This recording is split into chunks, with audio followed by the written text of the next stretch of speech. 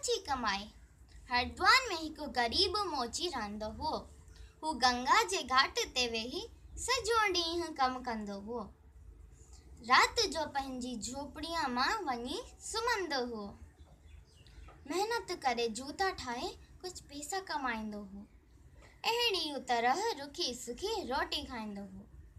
हू हमेशह कमु करण वक़्तु भॼन पियो ॻाईंदो हो ऐं आइवीअ खे खिली पियो खिकारींदो हो। हू पंहिंजनि ग्राहकनि सां बेहद प्यार ऐं नम्रता सां ॻाल्हाईंदो हो। हू तमामु ख़ुशि हो। हिकु ॾींहुं हिकु साधू हुन वटि आयो। साधूअ पंहिंजी झोलीअ मां हिकु पथर कढी ॾिनुसि ऐं चयाईंसि, ही पारस जो पथर आहे। लोह खे सोन में बदिलाईंदो आहे। तूं पाण वटि रख। मोचीअ चयुसि, महाराज माफ़ कजो, मां महिनत से कमाईंदो आहियां। मूंखे कोई जी बि मदद जी ज़रूरत नाहे।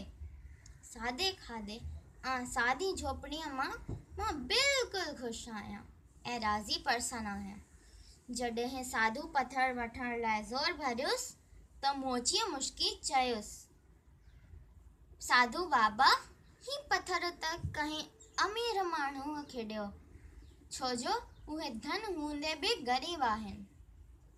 उन्हनि खे हमेशह पैसनि जी घुर्ज रहंदी आहे। मां मिसकीन मोची, महिनत में ई मज़ो आहियां। छा कंदुसि ही पारस जो पथर? साधू सम्झी वियो त मोची लालची कोन आहे। मोचीअ पंहिंजे कम में लॻी वियो ऐं साधू हुतां हलियो वियो। असां सभिनी खे हथ सां पोरियो करे कमाई करणु घुरिजे। हिन में ई सॼी ख़ुशी ऐं बरकत आहे। धन्यवाद।